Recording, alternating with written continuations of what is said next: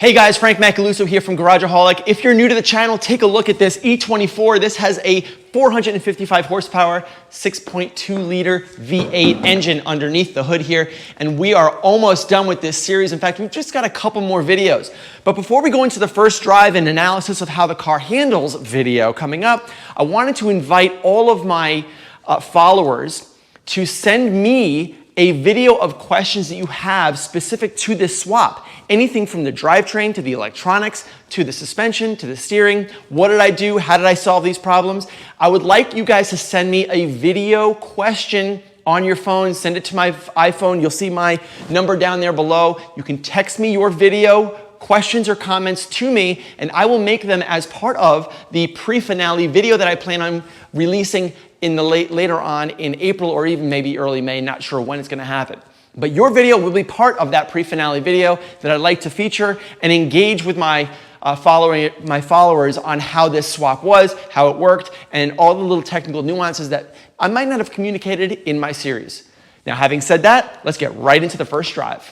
All right, so what we're going to do is we're going to go for a quick drive. We're going to do first person. I got Dan here, and he's going to help me do some OBD diagnosing while we are driving. So we got my X431 here from launch, and we're going to be monitoring the engine temperature as we go through because we do have some fan issues that we're working to diagnose. It's only 60 degrees out, so it shouldn't be that bad. But let's turn around. And let's go. Okay.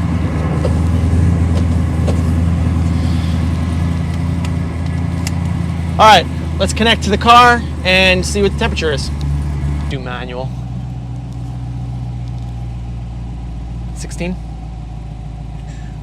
Recording some specific data, and we're going to record it for about 5 minutes, and we're going to see how the engine coolant temperature does as we drive. There you go.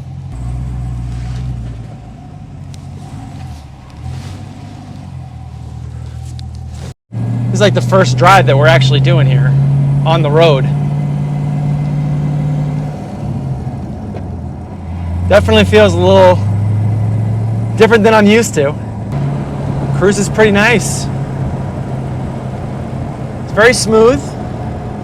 You know, it definitely needs a big time alignment. And just driving around town, let me close this up here. Just driving around town, it does feel kind of nice. I mean, you put a little bit of throttle pedal, and you're getting a lot of speed, and that's when it really starts to make that V8 growl that you know and love from the LSLT engines. How's the temperature? 160. All right, not bad. Not really pushing it too much. I do not plan on pushing it, but I am going to be doing a roundabout turn here. All right, here we go. Tight radius turn. All right, so the wheel's kind of grabbing on me. As I'm going into that tight radius turn, the wheel is kind of like finishing my turn for me. It's a bit of a disconcerting feeling, and the tires are rubbing against each other. Once I get to like 30 degrees plus or minus, it really starts to feel a lot more normal, but once you get to those tighter radius turns,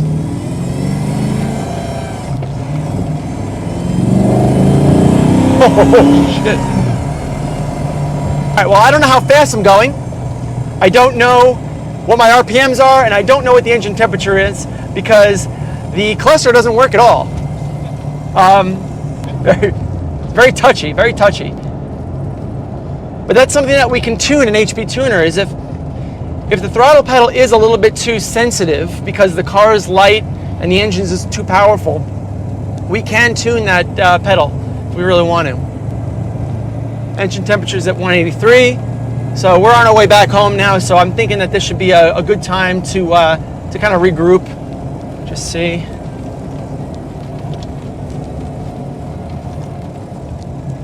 Okay, not bad. I'm not gonna be doing burnouts on my first drive, guys. Sorry, don't mean to disappoint. There is a bit of a power steering whine. I'm wondering if that's just air still in the system. Temperature, it's about 186 now. I think we topped out right at 190. It's coming back down. Oh, nice. Okay, good. Careful. There's that outside Yep. tire. Yeah, you can hear the tires screeching as if they're fighting one another. Because you got the better angle on the inside tire, that one always wins. Yeah, well, we need to take a look and see what these tie rods are really doing, what these spindle arms are, and whether or not my geometry is backwards or upside down or whatever, but it definitely does not feel good. Okay. All right, let's regroup. All right, now that we're back at the shop and taking a look at this car and understanding with some little bit of YouTube research, we realized that maybe our Ackerman might be backwards. And the reason being is because if we wanted to put the steering rack in front of the axle, we would need to have extended tie rods in order to make the geometry work with the ball joints and the center of the rear axle. So what we're going to do is we're going to drop some lines and we're going to see how our geometry actually fares to what it should be. But in the meantime, I want you guys to take a look at this really quick video made by a guy named Doug Bug, who basically opened my eyes to what Ackerman is and how it works, and a quick animation of what's right and what's wrong with Ackerman, and you'll see in a heartbeat why our steering scrubs in a heartbeat. So essentially, I'm not going to try and sit here and explain to you exactly the definition of Ackerman, but what Ackerman is when a vehicle makes a turn. This is the vehicle right here. These are the two rear tires, and these are the two front tires. This is center line of the chassis. This is the front axle. This is the rear axle. If a vehicle's making a turn, let's say it's making a left-hand turn, as it makes that turn, the wheel on the inside here technically needs to make a tighter turn than the wheel on the outside, just because this wheel is going to be making a smaller arc than the wheel on the outside.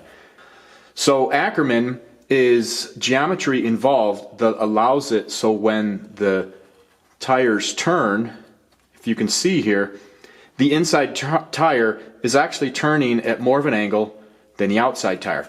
So now as you go around that turn, the inside, technically if this is set up perfectly, they're both riding on the proper arc and there's no scrubbing whatsoever because they go right around. But I can tell you, it's a general rule of thumb.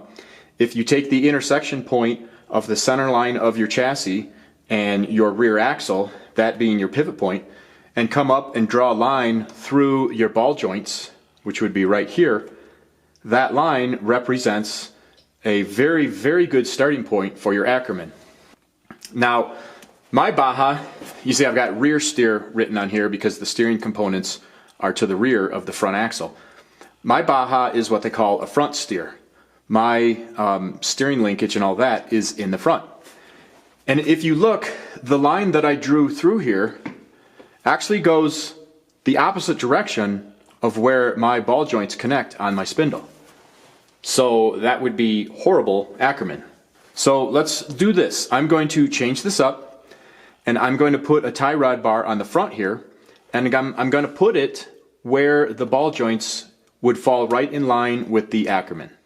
Okay, now we've changed this up, so we no longer have a rear steer setup. We've got a forward steer setup. However, I've put our ball joints or our pivot point still in line with the correct Ackerman layout. So if we turn this, it still works properly, just like it did when we had the rear steer. The tire that's on the inside of the turn is making a tighter turn than the one to the outside. So you can do forward steer like this, and it works without any problem. Okay, so what I've got here is I still have it set up for forward steer, but before where I was using this as a pivot point, which is right in line with the correct Ackerman geometry, now I've created a point out here, which would be, this is still highly exaggerated from how it actually is, but this is going to represent what's happening to my steering, because on the chassis I'm building and on my Baja I'm driving, I'm way off of the Ackerman. So now if you notice, we're getting the complete opposite effect of what we want. I'm turning to the left, yet my outboard wheel is making a tighter turn than the inside wheel. Now, this is going to work. It's going to work. It's going to make the turn. However, there's going to be significant scrubbing or sliding, whatever you want to call it, because either this outside wheel is going to have to slide a lot as it goes around the turn, or this inside wheel is going to have to slide a lot. Whichever one gets the most traction is going to win. All right, so we're basically taking a plumb bob and finding these locations. As you can see, that's the tie rod end, and we're dropping it literally on the concrete. We're going to be dropping a whole number of points here, and then we're going to be casting lines with a chalk line to see exactly how everything lines up. Now, as you can see here, part of our problem is that if we wanted to extend the front tie rods, we'd have nowhere to go because the caliper is literally in the way. The caliper bracket's right here. And what we really need to do, because we can't change the location of the steering rack, it's centered in this way, it's good for bump steer in this way, we really just need to figure out how to make the spindle arms work for us. So that will require a redesigning of these spindle arms, which is not that big of a deal. But what we need to do is move this caliper up and over so we can take this tie rod end and bring it all the way out as close to this rotor as possible. And here's why. I will explain why we need to do that.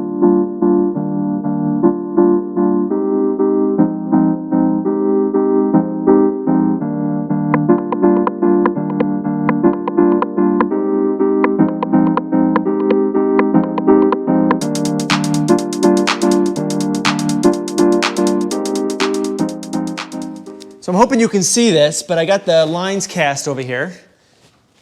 This is the center of the differential here, and this is the rear axle. And the two lines that go out basically interface directly with the lower ball joint, and this is where our tie rod is at the moment.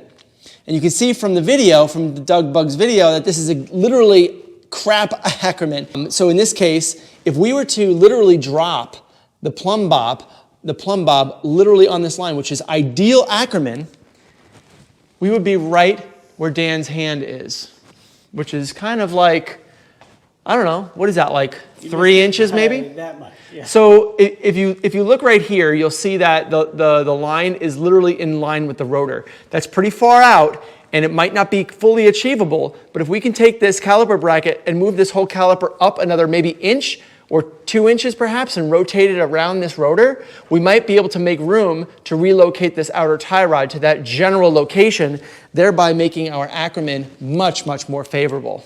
So basically we're going to be doing this in 3 simple steps. The first step is to relocate the front calipers, and we're going to be moving them up and out of the way if we can, as long as it doesn't interfere with anything else like the strut or the ABS sensor or something like that. The second thing is going to be to make a new outer tie rod end, which is a new spindle end. So we're going to need to move that spindle location to where we want it, where it's going to cast its way right down onto that line. That's the second step. And then the third step is to make a new tie rod that's going to be longer and it's going to reach that location. We're going to make sure that the wheels are going to be installed each time to make sure that we're not going to have any interference with the 16-inch BBS wheels that we have, such that if we do put the wheel on and it hits the tie rod, then we're going to be in big trouble there. So I want to make sure that that doesn't happen. So first, let's take the caliper off and let's move that bracket up and see how far we can get it.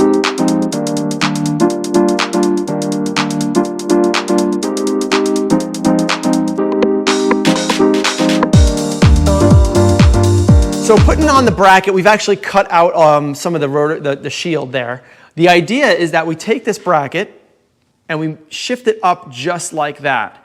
And as you can see, it does create an interference on this guy. So this guy will interfere with the caliper when installed.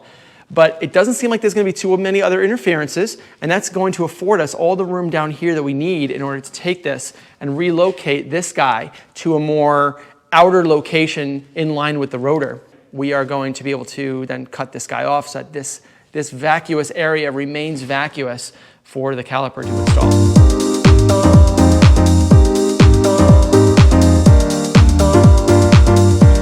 So we basically use the simple trace function to trace out our part right here, which is kind of like just taped onto the steel.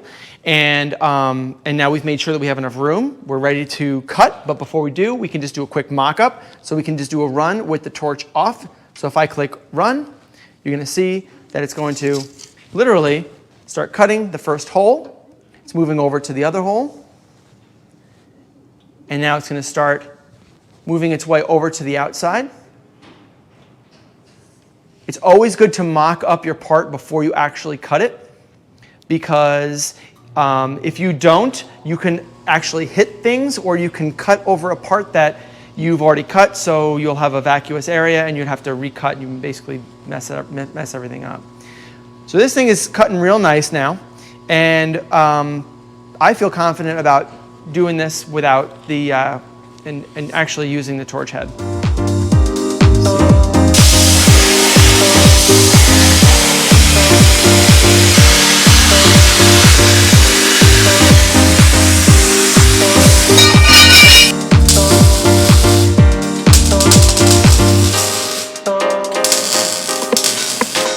Right there. Okay, should rotate, right? Okay. There. Nice, okay, good. And so you can see, yeah. So Dan cut off this upper caliper bracket, and the idea is that this thing gets mounted right up in here.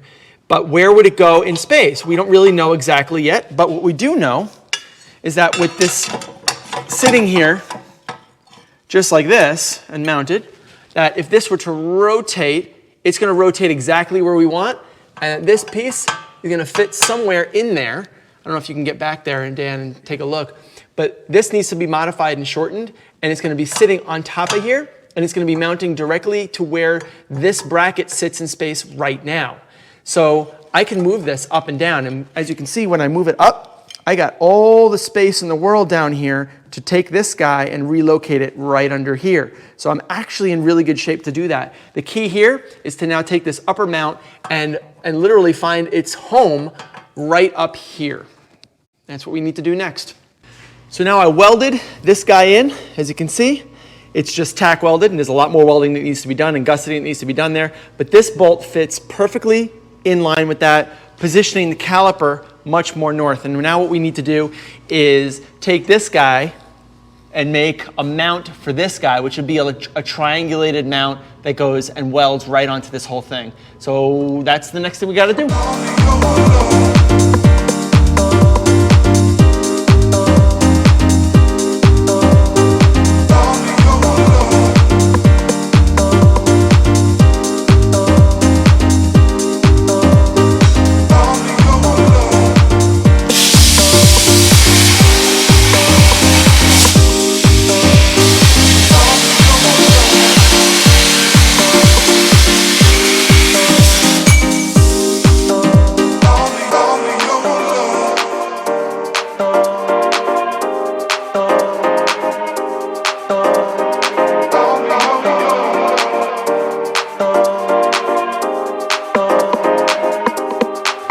So there you have it. The caliper is now relocated, but that's not even the half of it. We still need to take this entire strut off and completely weld it and gusset it and sand it all down, make it all look nice, and make sure that it's painted so there's no rust that collects on this, but this is basically done. Now we need to go to step 2, which is the spindle relocation, which now we have the room for. You can see right down here, this was the location here. We're gonna end up moving it right in this location here, because that's where it says when we cast our line, instead of being on this side, we need to be right on the line. So wherever that line gets casted up, it's going to be right in this area, which is literally going to be right next to the rotor, exactly where it should be on any front steering rack BMW.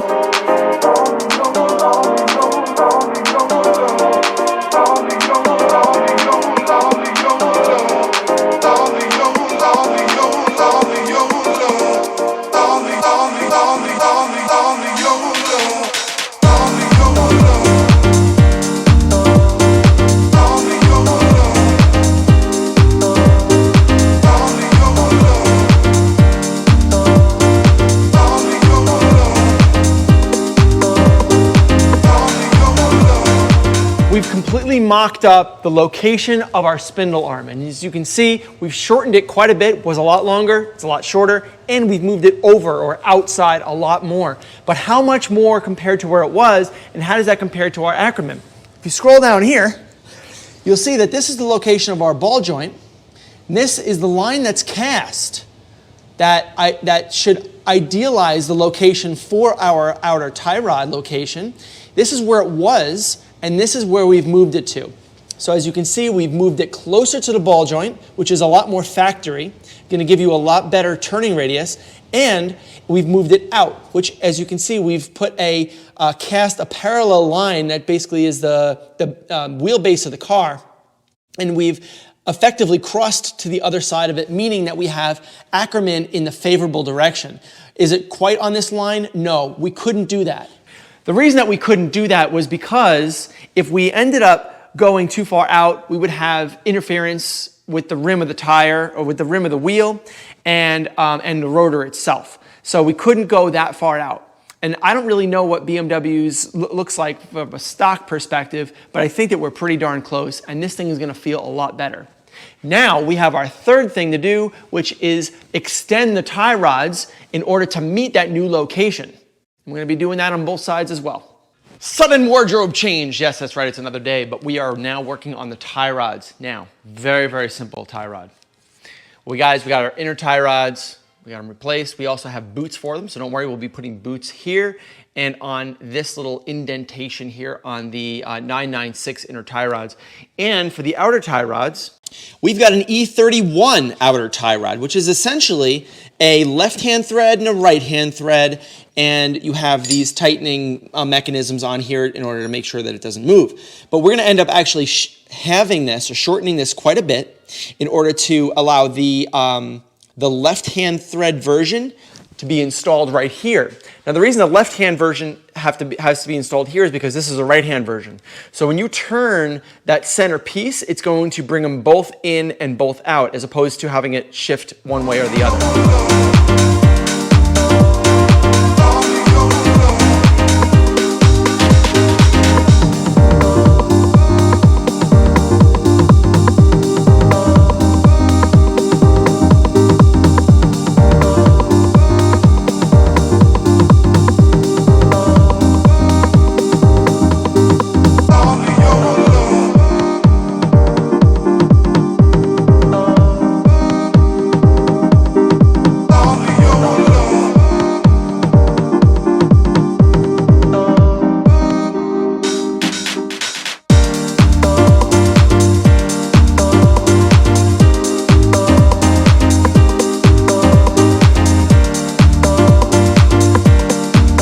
So both of the tie rods are now installed, and I know that they're very, very similar because the lengths of these extensions are exactly the same, and the threads that are going into it are adequate. You can see how much thread is engaged on each side of these, and it's the same on both sides, which is nice.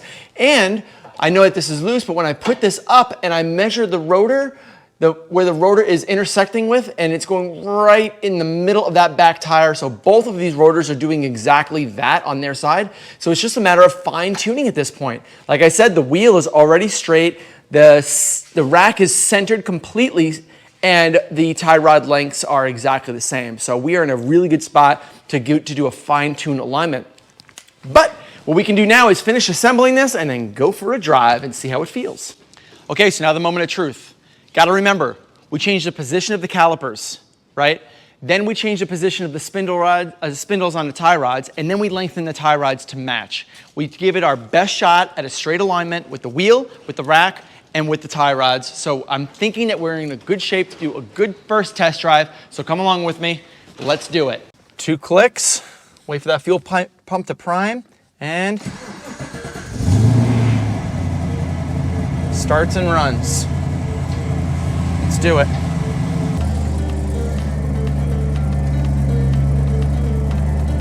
Feels good. No tire scrub.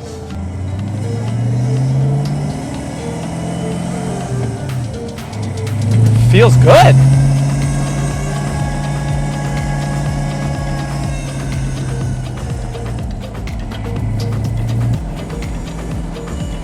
Oh, it feels so much more predictable.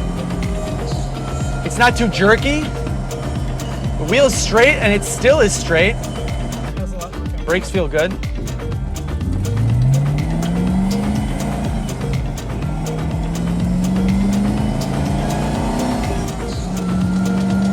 Woo! Now is the moment of truth. We're going to do that 3-point turn and just see if we're getting any tire scrub and see how our turning radius is.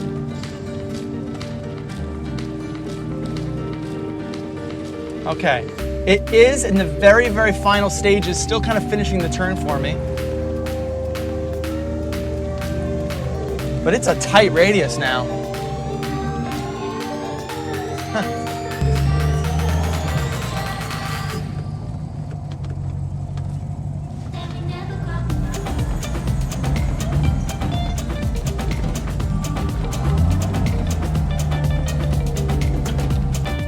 That's tight.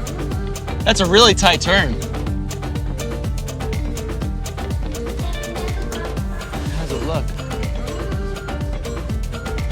Pointer down.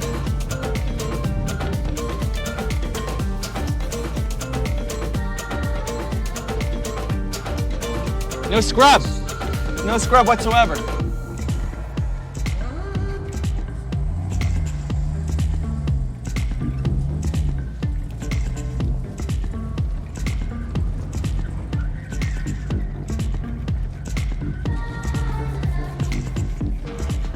All right, hop on in, partner.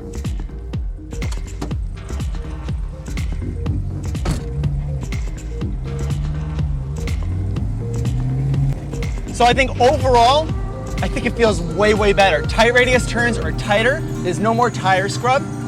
Extending those tie rod locations on the spindle arms was an absolute success. So now I can feel confident in driving this thing around town and being able to get into a parking space. So now that we've got all that sorted out and the steering is reliable, all we need to do now is start working on drivability issues on the highway, any vibrations and shimmies, work on AC, and that's gonna be coming up in the next video, guys. So thanks a lot for watching. My name is Frank Macaluso from Garageaholic, and I'll be seeing you next time. Later.